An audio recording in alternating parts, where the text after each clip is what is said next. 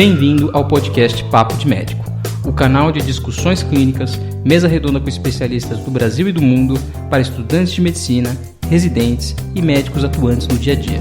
Semanalmente, o seu canal de atualizações médicas e discussão de conteúdos relacionados à medicina.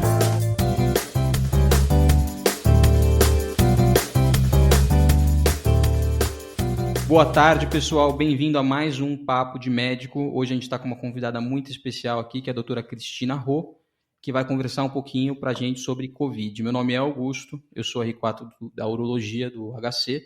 A gente está hoje na nossa mesa redonda com o Matheus, que é R4 da Gastro, com o Felipe, que também é R4 da Gastro, do HC, mas estamos todos trabalhando atualmente no Hospital das Clínicas, atendendo os pacientes do Covid. E vamos conversar um pouquinho com a doutora Cristina Rô, nossa convidada especial, de Nova York. Doutora Cristina, você pode contar um pouquinho sobre a sua trajetória para a gente? Boa tarde, obrigada pelo convite. Meu nome é Cristina e eu sou da turma 6768 da FEMUSP. Estou nos Estados Unidos há muitos anos, radicada em Nova York desde 1996. Eu tenho um background em medicina de família e mais tarde em medicina de emergência, na área acadêmica e também na área pública e privada.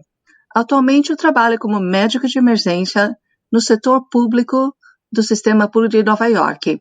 Sou médica e assistente de PS e também trabalho em Urgent Care, que é uma nova área de atuação que se chama Urgent Care Medicine.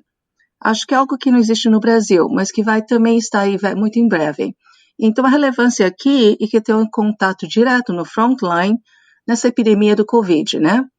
E por essa razão eu aceitei esse convite para conversar com vocês. Acho que é algo muito importante e tem muita coisa que a gente está aprendendo aqui que vai ser muito relevante a vocês aí também. A gente tem uma especial preocupação, acabou chamando a senhora, justamente porque a gente sabe que a Nova Inglaterra é um dos principais centros da epidemia nos Estados Unidos e os Estados Unidos atualmente é um dos maiores centros da epidemia. A gente já tem contabilizado hoje mais de 3.900 mortes nos Estados Unidos. Então é muito importante saber como que estão lidando com essas crises, ainda mais em Nova York, que é uma das cidades centrais do mundo. E assim como tem muitas características similares com São Paulo e com o perfil de atendimento que a gente acaba tendo no Hospital das Clínicas também. Então, a minha primeira pergunta para você é como que está sendo feita a estratificação dos pacientes de risco no pronto atendimento, aonde que vocês estão fazendo essa estratificação de risco e qual que é a logística que vocês estão tendo, os cuidados que vocês estão tendo nesse contexto? Ok, é uma pergunta válida e bem complexa, né? Porque o approach a uma epidemia tem que ser feito em vários níveis. Então, vamos falar primeiro de nós como médicos do frontline. Os critérios de triagem de paciente, quem tem, quem não tem, quem precisa ir aqui ou ali, tem mudado e muito, muito rapidamente. A informação inicial que a gente teve veio da China, né? Que era pacientes mais velhos, mais idosos, os certos fatores de risco X, Y e Z. E depois a gente começou a ver na Itália, o perfil mudou.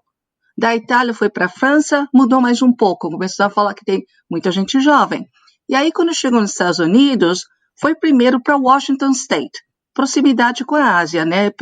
O pessoal que viaja, que vai de turismo. Então, o que aconteceu?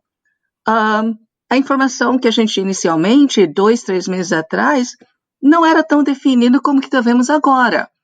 Não sei se é parte porque o pessoal não sabia ou porque teve informação que não foi disseminada em tempo e com transparência.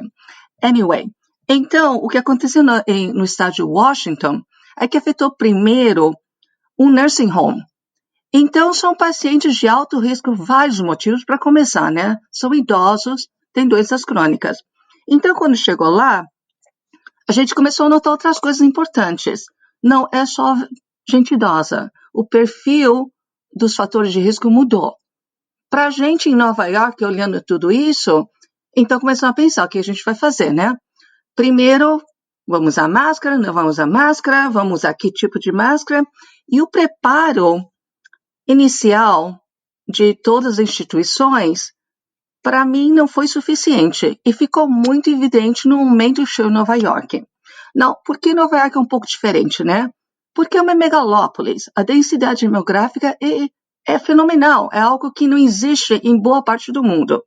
Conter esse número de pessoas para agir de uma certa maneira para evitar a propagação tem sido uma das tarefas mais difíceis que vi na vida.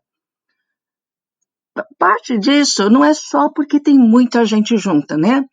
O nível educacional, as diferenças culturais e também, em parte, porque através das últimas 2, 3 décadas, temos visto uma maior independência dos pacientes das opiniões de médicos. Tem muita opinião por aí, e não tem informações incorretas, tem várias crenças diferentes. Então, quando o médico diz uma coisa, pacientes não necessariamente acreditam ou fazem o que a gente diz, né? Além disso, a ideia de que o Covid é uma doença que só afetava gente velha deixou muita gente mais jovem dizendo que é só uma gripe. Mas quando chegou aqui, a gente começou a falar, não é, porque a gente vê o que está acontecendo na Itália. Então, os critérios começaram a mudar também. Enquanto os médicos começamos a mudar o nosso approach, o governo também estava agindo por algum tempo, né? Porque para se preparar uma rede, não é só a área privada, mas também a área pública tem que coordenar tudo. E não é só o acesso à saúde em si. Tem que coordenar também toda uma plataforma estratégica de como suprir uma rede. E também planejar como aumentar a rede. Porque o que a gente estava vendo da Itália era assustador. Né? As pessoas pegam a doença, não sabemos exatamente quem vai ter um outcome bastante negativo, só sabemos que alguns tipos de pessoa com certos critérios estavam morrendo. E ficavam no ventilador por 3 semanas. Verdade? Então, o approach com essa pergunta que você me tem, não sei nem como responder, porque são em tantos níveis que a gente tem que perguntar várias perguntas diferentes aqui, né? Médico, o que tem que fazer? O que faz em termos de saúde pública? E o que o governo, em vários níveis, tem que fazer?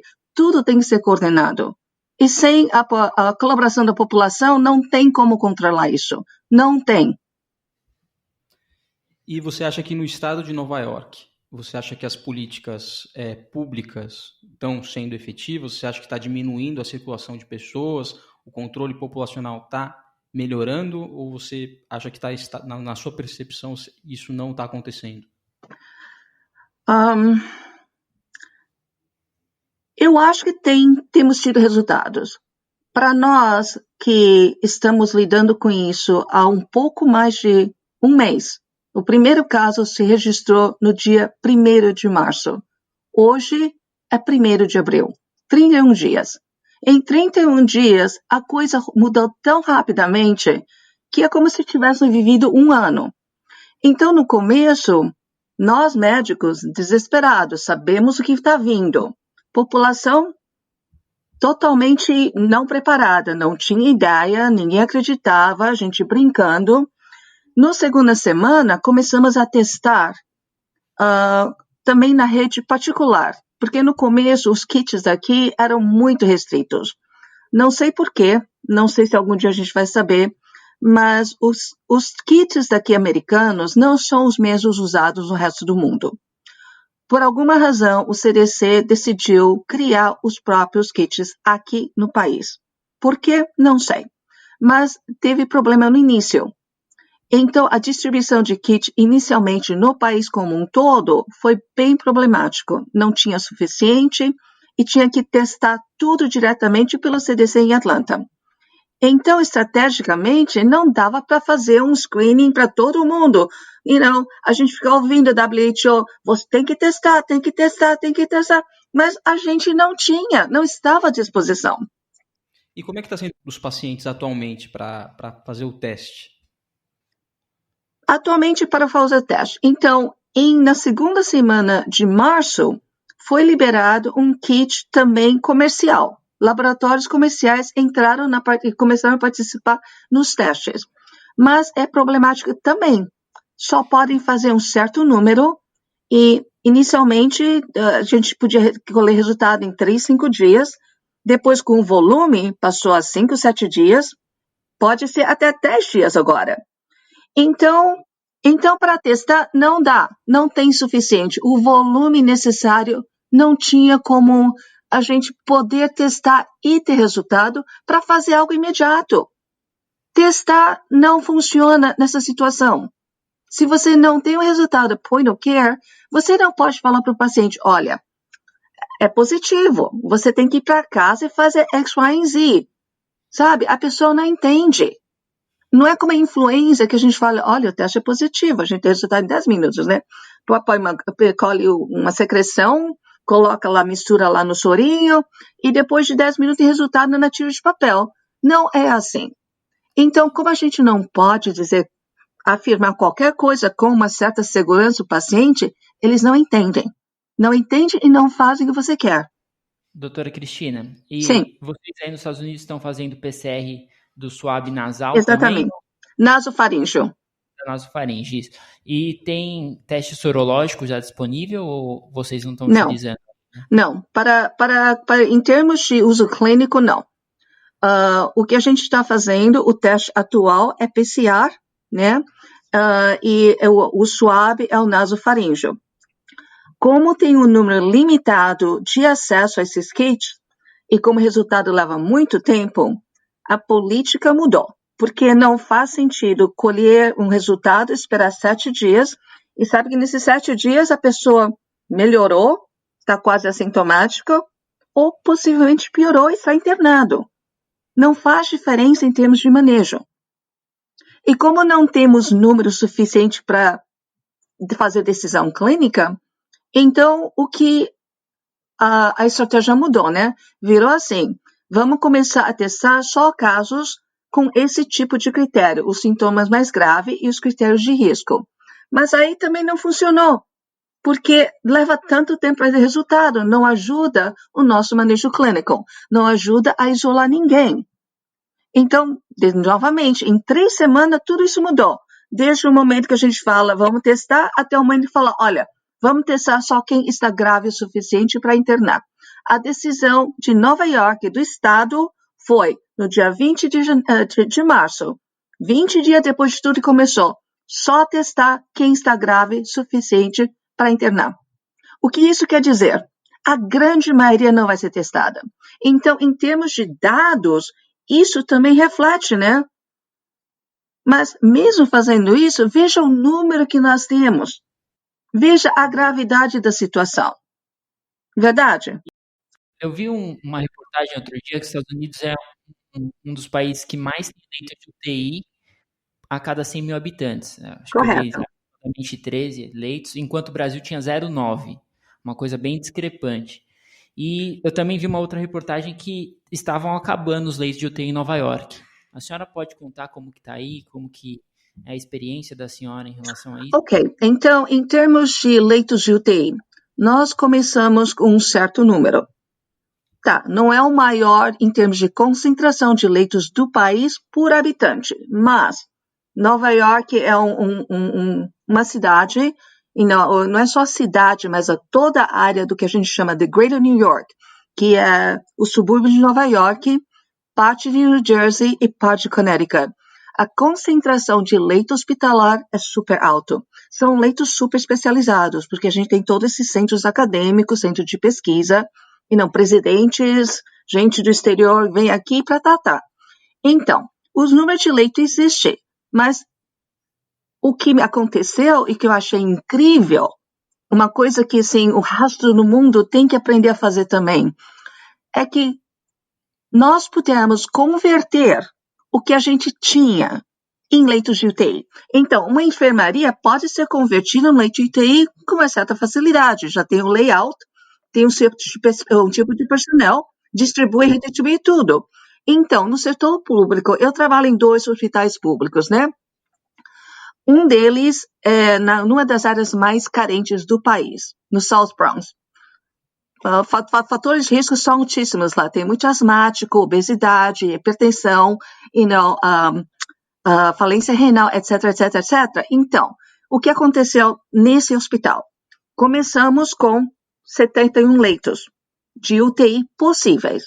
A metade já estava ativa. A outra metade nós criamos em 2 semanas através de conversão do que já existia. 2 semanas. Em 4 semanas, na semana que vem, essa conversão vai quase triplicar o número de leitos de UTI. O hospital inteiro se converteu no que você chama de um covidário. Pacientes que estavam internados, a gente começou a dar alta o mais rápido possível e transferir para outro tipo de facilities o mais rápido possível. Todas eletivas canceladas. Os médicos de outras eletivas canceladas, sim, na segunda semana começaram a cancelar tudo. Quem podia esperar, tem que esperar. Então, médicos de outras especialidades passaram a ser utilizados para assistir quem estava na frente tratando de Covid. Por exemplo, a gente no PS, continuamos a ter toda a demanda usual do PS. Pessoal, não, um paciente vem com apendicite, tem apendicite, tem que tratar. Uma ectópica, tem que tratar. Essas coisas não mudam. Então, no passado, o layout de um hospital americano no PS, quem atua é o médico de PS. Se precisar, o colega da especialidade vem para atender só as emergências. O que pode ser mandado para casa, para o ambulatório, consultório, o médico de PS é quem faz. Então, trauma ocular, dependendo do trauma, a gente chama oftalmo, ou em certos critérios, mas nem todos acabam sendo atendidos por oftalmo. Ectópica, quem faz o diagnóstico sou eu, não é o gineco, nem o obstetra, não é ninguém da área. Então, o que a gente tem que fazer foi chamar esse pessoal para atender esses tipos de casos. Coisas que eles, no passado, não tinham que fazer, porque a gente faz isso para eles, sabe? Bom, a gente sabe que a situação é realmente preocupante, né? Acabou de sair um relatório há 2 horas que já são 823 mil casos confirmados no mundo, passaram de 40 mil mortes em mais de 206 países, né? E a gente sabe que os profissionais da área de saúde estão mais expostos, né? E algumas estatísticas chegam até 20% de profissionais acometidos, né? Dependendo do país. Com isso, fica aquela preocupação, será que vai faltar médicos para tratar desses doentes, né? Por exemplo, aqui acabou de sair uma portaria do Ministério da Educação falando que se o interno completou 75% do internato, ele já seria considerado médico, né? Eles estão antecipando a formatura de medicina, pensando que nessa possível falha do sistema do suporte de profissionais. Então, a gente queria saber como que está a situação aí em relação aos estudantes de medicina e os residentes, como que eles estão participando do atendimento aí dessa pandemia. Aí é instituição dependente, porque diferente do estudante brasileiro, a medicina aqui são 4 anos, né? Não tem internato como tem no Brasil. O que temos é o clerkship, que são estágios clínicos, mas são algo entre os clínicos 3º e 4º ano e o internato. O estudante aqui não tem a mesma carga de responsabilidade que o interno no Brasil. Porque no Brasil você pode atuar como assistente ao se formar, não precisa residência. Aqui não é assim. O treinamento para atuar como assistente acontece durante a residência. Então, para você sair e dizer que alguém que se formou com um canudo da faculdade americana pode sair e tratar, não funciona aqui assim nos Estados Unidos. Então, o que eu tenho visto e lido é instituição dependente. Tem faculdade falando em formar cedo, mas isso não quer dizer que esses alunos vão estar em qualquer lugar atuando clinicamente no hospital. Enquanto é aluno, para se formar tem um certo número de crédito. Então, eles completar o crédito para poder terminar. Sem um número de créditos clínicos, eles não podem se formar. Então, não vão poder graduar e fazer residência depois. A essa altura, todos esses alunos provavelmente já têm um match, já sabem onde vão. Mas isso não quer dizer que a residência está pronta para recebê-los. onde vão estar esses alunos vai variar de hospital, de faculdade para faculdade. E falar a verdade, não é uma boa hora para o aluno entrar nesse combate. Os que já estão fazendo estágio estão aprendendo pacas, né? Mas é uma situação difícil. Você não pode falar para o aluno, ok, essa é a sua responsabilidade, porque estamos numa guerra. Não é assim. Então, o que está acontecendo? O aluno vai se formar e ser lançado na vida para ajudar nessa luta? Nos Estados Unidos, não é viável, porque não pode. Doutora Cristina, aqui no Brasil a gente vê dermatologistas, nós mesmos, urologistas, cirurgiões do aparelho digestivo, a gente está atendendo paciente com coronavírus como se a gente fosse clínico, né? E ajudando, claro, sempre com algum assistente do lado. Sim, pode. Isso está acontecendo aqui. Estamos usando os residentes lá de várias especialidades, lado a lado, sob supervisão, com um assistente que seja capaz de lidar com a área que estão atendendo. Por exemplo, no sábado passado, eu estava na frente na tenda de triagem do Covid. Eu trabalhei com residentes da pediatria, com PA da área de urologia, e tinha também uma nurse practitioner que atende gineco. O que precisa ter um skill básico que a gente pode coordenar e modificar facilmente. Mas precisa ter um assistente na frente liderando isso. Por exemplo, se você é um assistente da área de clínica médica, tá claro, pode ficar na frente do Covid, no problem. Qualquer lugar, PS fora do PS. Ora, se você é uma área de dermato, vai ser mais difícil. Mas o que você pode fazer? Claramente, você pode dar assistência via telemédia, via telefone para paciente. Você pode triar certas coisas, porque você tem um skill técnico já ali. Você tem conhecimento médico. Você sabe o que é uma dispneia. Você sabe identificar alguém que precisa de um cuidado mais urgente. Essas coisas já estão ali. Então, a gente usa para aprimorar um pouco mais, né? Damos alguns guidelines. Esse é o protocolo que estamos usando hoje. E o protocolo muda todo dia, porque cada dia a gente aprende mais sobre isso. E temos que modificar de acordo com respostas. Então, a gente está usando todo mundo que é capaz tem que fazer parte disso. Porque senão, não tem. 60 anos, que tem alguma restrição ou que tem doenças crônicas, vocês estão fazendo eles atenderem por telefone? Como que eles estão ajudando nessa crise, durante essa crise? Então, cada hospital se reuniu e redistribuiu o seu pessoal de acordo com o que eles podem dar.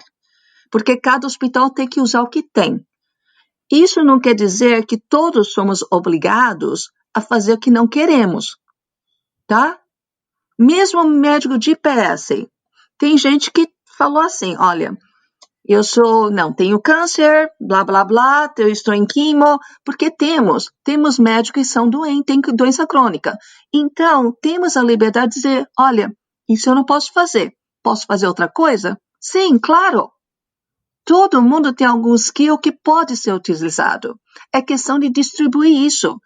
E a gestão tem feito isso. Eles têm agido muito rapidamente, porque não podemos perder ninguém, nem por doença e nem por disability.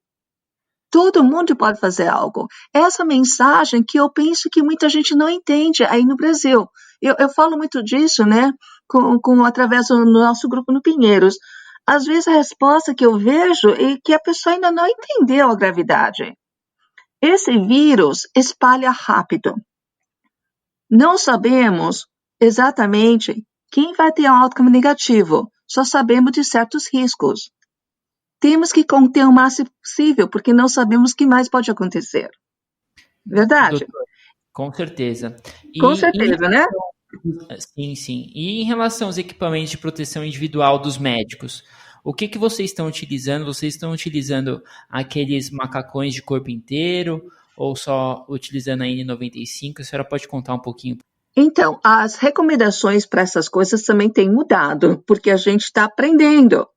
Então, quando você lê as estratégias de proteção da comunidade de profissionais da saúde, você vê que o CDC tinha certos guidelines, né? Então, a ideia é a seguinte, você oferece o máximo que tem e tem que distribuir de acordo com a área que a pessoa trabalha. Alto risco recebe a maior proteção possível que você tem. O problema não é como distribuir, é o que você tem. Se você, para começar, só tem máscara cirúrgica, é isso que você vai ter que usar. Entende? Agora, se você está uma ITI, você tem o full hazmat suit, né? O bodysuit completamente. Você sabe aqueles macacões do zíper em branco e parece um astronauta? E com um capacete protegendo de tudo, com um ar reciclado, todas essas coisas? A gente tem aqui um face shield, a gente usa máscara N95, ou Não. óculos ou face shield. Não, eu estou falando muita coisa. Tem vários níveis de proteção. Você pode ter o máximo, que é o que a gente vê nos vídeos da China e da Itália, naquelas UTIs super, né? Então, todo hazmat suit, exatamente como você vê nos filmes, com capacete protegendo, ar circulando por dentro, sem contaminar o ar de fora, essas coisas existem, mas existem nas UTIs de Covid. No PS, a nossa proteção é um pouco menos, porque a gente tem que mover em várias maneiras e com vários níveis de paciente. Então, N95 é o básico. Tem que ter um N95 para filtrar. Mas N95 é algo que sabemos que tem um supply que não vai se esgotar, sabe? Quando a China teve o problema, a fabricação deles de máscara caiu para bastante, né? Eles começaram a comprar de outros países. Agora, esses países precisam e não tem onde comprar, então tem que produzir. Os Estados Unidos começaram com um supply maior que outros países. Nova York tinha um certo supply, mas a verdade é que a redistribuição de supply é um problema estratégico. Algumas instituições tinham bastante. A rede pública, até hoje, não tenho falta. E não, 4 semanas e meia a gente ainda tem. Não, na rede privada o problema foi diferente, mas mesmo dentro da rede pública a distribuição era um problema. Algumas instituições tinham mais que outras. Então, tem que mover essas coisas. O que você tem, às vezes você tem que compartilhar, mas numa situação de crise, você sabe que gestores estão protegendo o seu também. Então, você ouve que algumas instituições, a enfermagem, sim, está assim, né? Totalmente desamparada. Bom, mais ou menos. Essa é só parte da história, porque dependendo de onde você trabalha, o seu supply vai ser diferente. No PS, onde eu atuo, somos área de prioridade. N95, desde o dia 1º, a gente tem. Para todos. E por quanto tempo vocês ficam com a N95? Uhum. A utilização fica por quanto tempo para você trocar a N95? No momento, na rede pública, nos 2 hospitais onde eu trabalho, eu posso receber 1 a cada plantão. No outro, estão pedindo para a gente conservar. O que quer dizer conservar? Bom, se você pode usar 2, 3, 4 plantões, por favor, use. Mas, se durante o seu plantão algo acontecer com o seu N95, você pensa que contaminou de maneira assim, muito, muito significativa, vai e troca. A nossa proteção vem em primeiro lugar. Então, para isso, para preservar o N95, para prolongar o uso, desde o dia 1, a gente está fazendo uma outra coisa. A gente coloca o N95, claro, e por cima colocamos uma máscara cirúrgica com um shield plástico, para proteger os olhos ao mesmo tempo. Uhum. Outra alternativa é colocar uma máscara cirúrgica simples e usar um goggle, sabe? Um goggle plástico para cobrir os olhos. Estamos usando isso também. Outra alternativa, especialmente durante a intubação, todos aqueles procedimentos de alto risco, a gente tem shield. Em cima de tudo isso, uma outra barreira. E os shields que a gente está vendo no começo são aqueles mais sofisticados. Agora, a gente está comprando shield que são assim um pouco mais leve, coisas que dá para fazer em casa, tá? Tem alta produção de companhias pequenas para essas coisas. Estão usando o 3D printer, material simples, E não só precisa de um plástico, algo na testa com um pouco de forro para conforto e um elástico por trás. Isso é suficiente para te proteger durante o seu trabalho. Tem muito a acontecer aqui no Brasil, tanto com impressoras 3D, mas um pouco menos em volume em relação aos Estados Unidos, mas muita gente tem feito até como uma forma de colaborar com a crise, ou seja... Absolutamente, as pequenas empresas vão expandir muito por causa disso, sabe? Não é complicado, essas coisas têm material suficiente, e não, porque a gente usa em outros projetos. O problema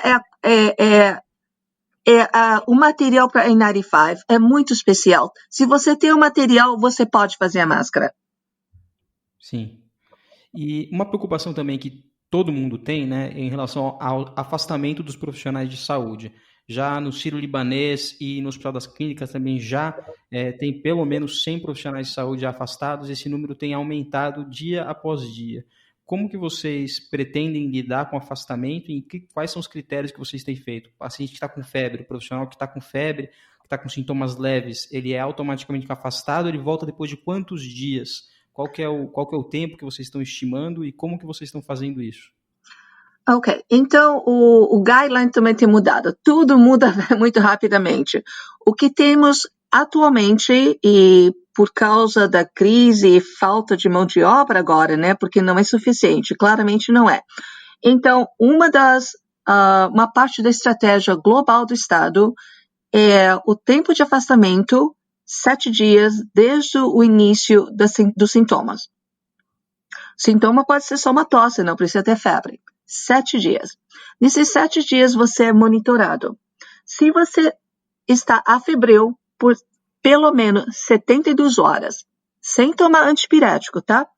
Se você está afebril, 7 dias, está melhorando, tem que voltar. Certo. E vocês estão testando todos os profissionais da saúde ou não? Não. Os critérios de teste para nós é o mesmo da população geral. Se você não está grave o suficiente para ser internado, não há teste. É uma política coerente, todos somos iguais. Agora, o que está acontecendo é que com mais e mais afastamento, é possível que essa política mude para nós. Porque tem gente que se acha doente, né? E é afastado. Quem pode ou não retornar, sabe, pode variar também, depende do que como a pessoa sente e o que diz, né? Porque como a gente quer que mantenha o isolamento em casa, ninguém vai pedir, venha cá para a gente fazer um check-up para ver se você está pronto para voltar, né? E então, o que vai acontecer mais provavelmente é que vamos começar a faltar. Vai começar a faltar. Alguns são graves, temos gente na UTI, temos profissionais que faleceram, não conheço nenhum médico de pés que tenha falecido, mas é possível. Conheço enfermeiras que faleceram, conheço também técnicos de enfermagem, policiais, pessoal da ambulância. Somos todos vulneráveis, essa é a verdade. Mas como é que a gente vai prever o que vai acontecer? Não sei.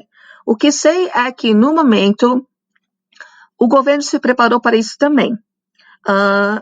No começo do mês, começaram a recrutar voluntários. E não, sabe, médico que se aposentou, ou enfermeira que está em semi-aposentadoria, pessoal que trabalha part-time, ou está pensando em fazer outras coisas, não está fazendo trabalho clínico. Então, pediu voluntários. E muitos responderam, mais de 76 mil no estado de Nova York. Eles também modificaram requerimentos para licenciamento no estado. Para tirar uma licença de trabalho em Nova York, pode levar 3, 4 meses, tá? Então, o que eles fizeram, afrouxaram todos os critérios e para poder checar rapidamente. Então, dá para tirar uma licença temporária em 3 a 4 dias. Isso permite alguém que mora em New Jersey vir trabalhar aqui em Nova York como médico, como enfermeira. Isso é importante, tá? Tem gente que quer. Então, a gente tem que possibilitar que essas pessoas possam trabalhar. Legal, doutora. E em relação ao manejo dos pacientes, aqui Os pacientes suspeitos de Covid, enquanto não confirmou, e que são graves o suficiente para a gente internar, a gente está entrando com Tamiflu, ceftriaxone e azitromicina. E a gente aguarda o PCR para Covid. Como que está sendo o manejo de vocês aí? E se a senhora trabalha em algum teste, em algum hospital que está realizando algum clinical trial com os medicamentos? Ok, entendi. Então vamos por partes, né? Pacientes que estão bem, oligossintomáticos, não tem pneumonia clinicamente e você decidiu mandar para casa. Você só sintomático, nem Tamiflu fazemos, porque a gente, dependendo do quadro clínico, a gente faz um teste rápido para influenza, tá? Influenza negativa não tem por que dar Tamiflu. E Tamiflu tem muito, como se diz, efeito colateral negativo, né? Náusea, vômito, dor de cabeça, problemas comportamentais, etc, etc. Então, eu, pessoalmente, como médica de urgência, não gosto muito de Tamiflu. Não é, e como posso testar, eu não dou. O PCR para influenza demora também, por isso que a gente entra.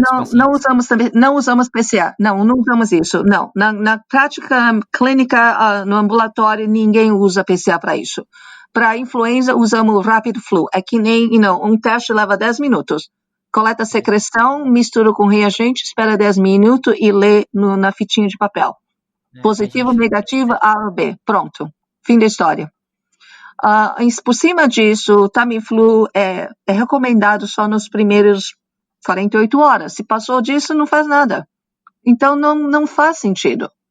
Agora, se você tem forte suspeita e quer cobrir, não vejo por que não. Porque pode ser influenza, né?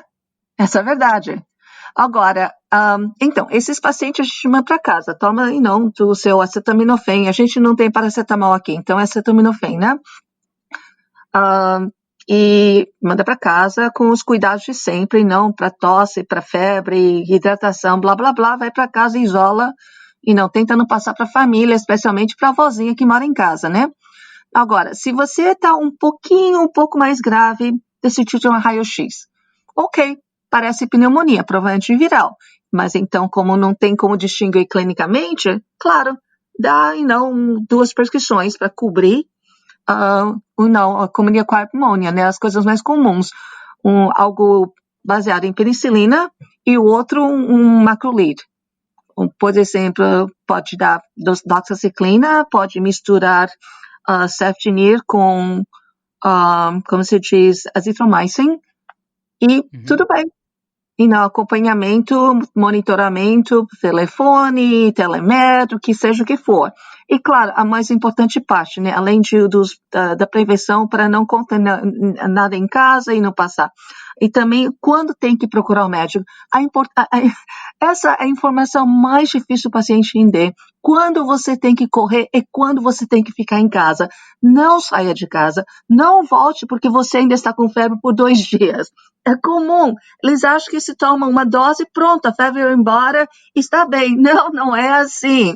Então, essa informação que você tem que dar de maneira que o paciente entenda e que fique tranquilo em casa. Isso é muito importante como medida de isolamento, né? Explicar bem para o paciente quais são os sintomas que ele ainda vai sentir e quais são os sinais de alerta que vão tornar. Exatamente, você tem que falar muito claro. Você lembra da gripe que você teve ano passado? Pois é, pode ser tão ruim quanto a gripe, ou talvez um pouquinho pior, mas aguenta a barra. Você pode me ligar e eu te dou a instrução por telefone, tá? É importante que eles não voltem. Você quer fazer tudo isso fora do consultório, fora do PS, fora do seu urgent care, porque você não quer que o paciente passe isso para a próxima pessoa. O que acontece? Eles vêm, né? Tá todo mundo muito preocupado, ansiosos, com medo, blá, blá, blá.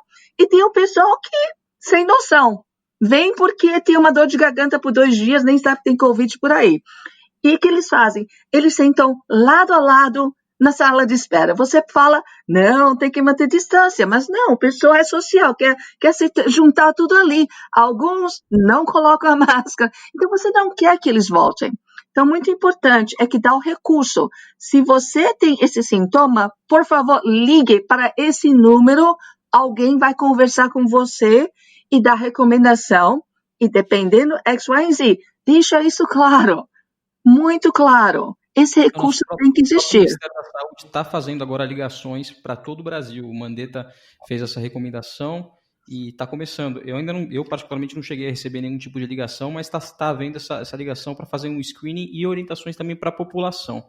Claro, a gente vai falar mais sobre vamos falar mais tarde sobre a população e como a gente está fazendo em termos de comunicação para não só passar informação pertinente, mas também lidar com os pessoal que realmente tem algum sintoma, né? Ok, a gente está falando do pessoal que a gente pode mandar para casa, os pacientes oligossintomáticos, quadros leves, etc.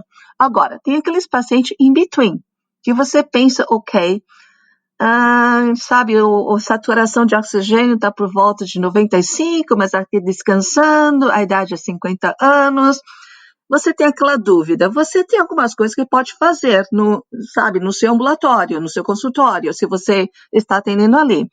Então, primeiro, de novo, fatores de risco. Atualmente, doença crônica. Qualquer doença crônica é importante. Obesidade também, porque você tem que levar em consideração outros problemas associados que pode ser que não estejam bem diagnosticados. O nível de compreensão e escolaridade do indivíduo. Se eles não conseguem entender, não conseguem seguir instruções, você tem que pensar um pouco diferente, tá? Pessoal por exemplo, com handicap de QI, um problema psiquiátrico, tem dificuldade. Então, esse pessoal você tem que ter um approach diferente, você tem que ter um plano diferente e tem que ter um recurso diferente para o segmento. Outra coisa, quando está in between, o que você tem que fazer? Vou observar? Não vou observar? O que eu vou fazer? Tá? Se você está num ambiente ambulatorial, você tem a opção de mandar para o PS, mas você provavelmente não quer fazer isso nessa altura, porque você tem que manter todo mundo afastado do PS o mais possível. O PS tem que se concentrar nos casos graves, porque esses não têm onde ir. O PS é o único recurso para eles. Então, para nós, do lado de fora, se a gente pode manter o paciente fora do PS, a gente tem que fazer o possível. Então, os critérios atualmente utilizados por nós são idade, 50 anos. Fatores de risco, idade e não, problemas crônicos, bem controlados ou não. Outro dado vital, são os dados vitais, claro, pressão e não pulso, etc. Obviamente, muitos estão bem ansiosos, a pressão um pouquinho elevada e o pulso um pouquinho elevado. Às vezes, a gente conversando, ele se acalma, desce um pouco, e você fala, ok, tudo bem, estável, pode ir. Mas o número mais importante nisso tudo, saturação de oxigênio. Entre 92% e 94% é o gray zone. Esse é o pessoal que você tem que possivelmente observar antes de mandar para casa. Tá? 92 a 94, idade 50 anos, doença crônica controlada ou não. Então, a alternativa que alguns hospitais têm oferecido até o momento é criar uma área de observação de 6 a 8 horas para esse pessoal. Então, o que meus hospitais têm feito, convertido certas áreas que eram usadas para o PS psiquiátrico, para observação. Sabe, você tem que lembrar, o PS aqui é uma coisa só, não tem divisão de um prédio para psiquiatria, um prédio para ortopedia, nada disso. Tudo é uma área só. Então, a divisão psiquiátrica, a gente converte em uma área médica de observação só para COVID. Esse é o pessoal que a gente está tentando mandar para casa. Porque se ele piorar, claro, tem que vir. Se conseguirem manter o status, e você consegue conversar, eles entendem, eles caminham um pouco na área, não tem dispneia, tudo bem, manda para casa. Saturação, 92 a 94%, eu lembro desses números. É o que estamos usando atualmente. No começo era 94, tivemos que baixar. Por quê? Porque não tem espaço. O espaço acabou. Acabou o espaço no PS, entendeu? A gente gostaria de saber, doutora, como está a questão do manejo clínico em si, em termos de prescrição do doente. A gente sabe que existem alguns trials em andamento em relação à cloroquina, mas aqui no Brasil, por exemplo, a Sociedade Brasileira de Infectologia ainda não deu o aval oficial para ser utilizado. Mas vamos falar da outra parte, né? O pessoal que a gente decidiu internar, tá? Então, para quem não está muito grave, não precisa ir para UTI, a gente vai cobrir também para pneumonia bacteriana. O de sempre, o que a gente sempre usa para internar pessoal com pneumonia, dependendo de fatores de risco. Isso não muda. O que muda é que tem hospitais com protocolos experimentais. E quais são? Exatamente isso que você mencionou. Os antivirais, tem vários protocolos em andamento, e a cloroquina e o azitromycin em combinação ou não. Esses todos estão em protocolo de estudo agora. Tem vários hospitais e distribuído em várias vezes. Então, quem decide isso é o pessoal da UTI. Eles estão fazendo randomização ou não. Não está a cargo de nós. Então, a decisão vem do comitê que decidiu fazer esses estudos. Tá? Eventualmente, pelo que eu ouvi, todos os resultados de todos os hospitais vão ser compilados e publicados, como uma conclusão única. Temos tantos casos que vamos poder publicar muito rapidamente. O problema, quanto a tempo de publicação, tem a ver também com o fato de que esses pacientes, como sabemos, ficam intubados 2, 3, 4 semanas. Tá? Então, para saber se tem resultado, vai demorar um pouco. Certo. Não vai ser assim no mês que vem, né? Mas o resultado vai sair, porque existe transparência aqui, né? I'm sorry. Doutora Cristina, a gente está chegando já no nosso limite de tempo. Claro. Já estamos com 50 minutos de entrevista. Queria que guardar essa parte final, esses últimos 10 minutos, se a senhora quer fazer alguma consideração especial em relação ao tratamento no Brasil, alguma orientação sua, alguma visão sua que quisesse passar para a gente aqui e para os profissionais de saúde que estão atuando aqui no Brasil. Nossa, essa parte mais difícil, né? Porque é algo super pessoal. E, para mim, o mais importante no momento é o pessoal entender que tem que agir agora. Vocês têm que estar preparados para o pior desde o começo. Porque esse vírus tem nos derrotado de maneira imprecedente. Porque não tem tempo. Para mobilizar tudo, leva tempo. Então, se você não tem uma estratégia colocada e poder mobilizar os seus recursos em conjunto, é muito difícil aumentar os ganhos positivos, tá? Outra coisa é que tem que trabalhar em conjunto.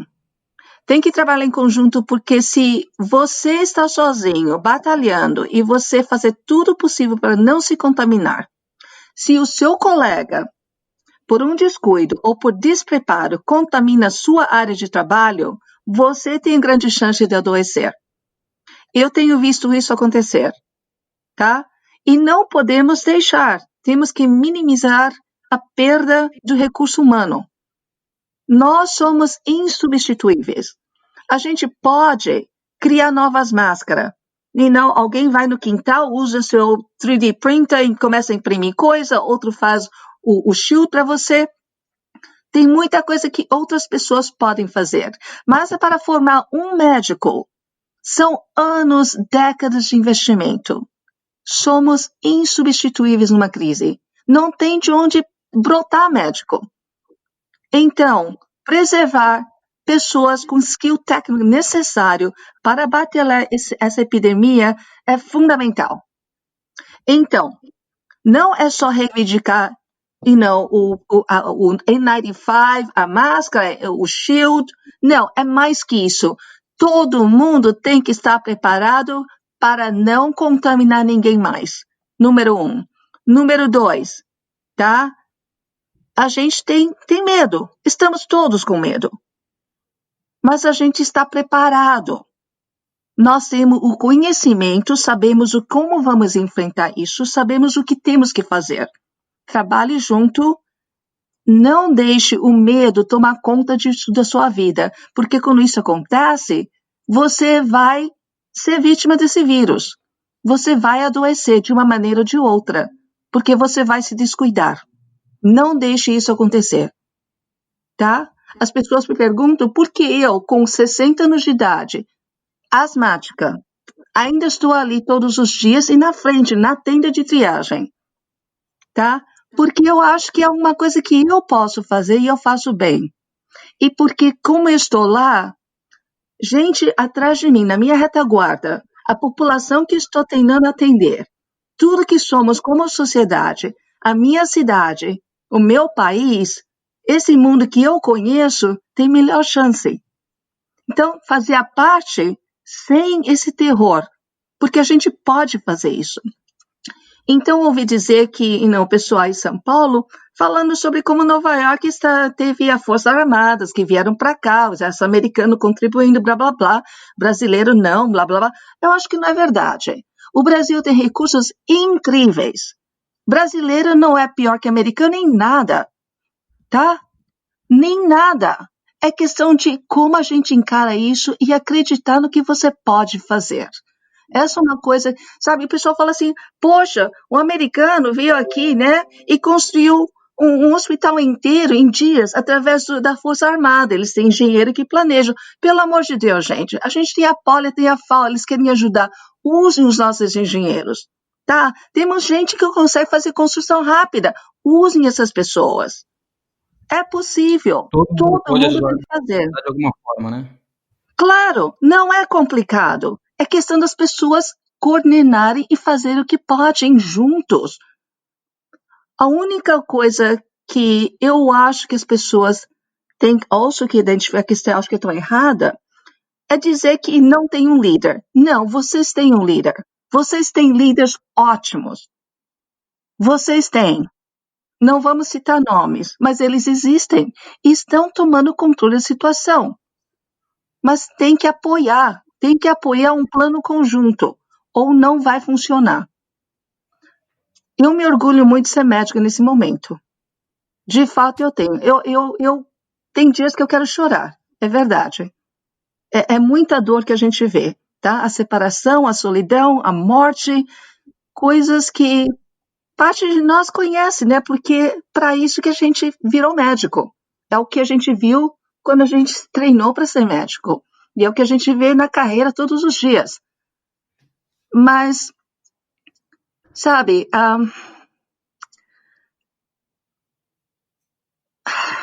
como é que eu coloco isso?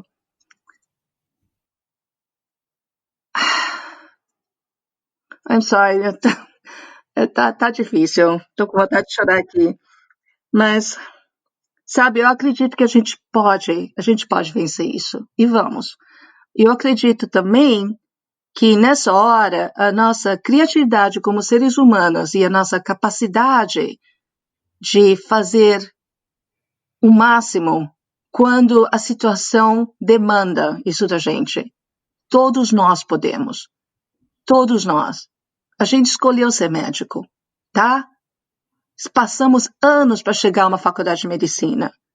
Anos para sair da faculdade e não se dar e não perder no meio da depressão, do desespero, e não daquelas noites sem fim, não pode fazer isso, não pode balada, blá, blá, blá. E depois, às vezes, é tratado como capacho, né? Gente que não respeita médico, xinga, cuspe, blá, blá. Mas nessa hora, nada disso importa. A gente escolheu fazer isso e vale a pena. Vale a pena. Eu acho que essa é a principal mensagem que a gente não consegue ouvir, ou em poucos lugares a gente consegue ter. Assim, essa mensagem eu acho que é fundamental. Essa mensagem tem que vir do front. Tem que vir do front, porque isso que a gente vê e tem que passar a mensagem. O pessoal do front é o pessoal que precisa de vocês. Sem vocês, ninguém aqui no front pode vencer. Entende? Sem o suporte na retaguarda do pessoal que acredita na gente, a gente não vence. A gente acaba sendo derrotado pelo desespero. Perfeito, doutora. Muito obrigado por De nada. toda a orientação. Em nome de todo mundo que vai ouvir esse podcast e em nome da gente aqui da equipe, suas palavras foram muito emocionantes e não tenho nem o que dizer. Assim, você já falou tudo o que a gente precisa nesse momento, que é de união e colaboração. Então, muito, muito obrigado pela sua contribuição e vamos em frente que a gente vai conseguir vencer. Vamos para a guerra. Vamos para a guerra, man. Muito obrigado, viu, doutora Cristina? De nada. Se você gostou desse episódio, não esquece de seguir a gente no Spotify, acompanha a gente também no iTunes, YouTube e no Instagram, Papo de Cirurgião e Medicoff. Que até semana que vem, onde a gente vai trazer mais um Papo de Médico. Um abraço!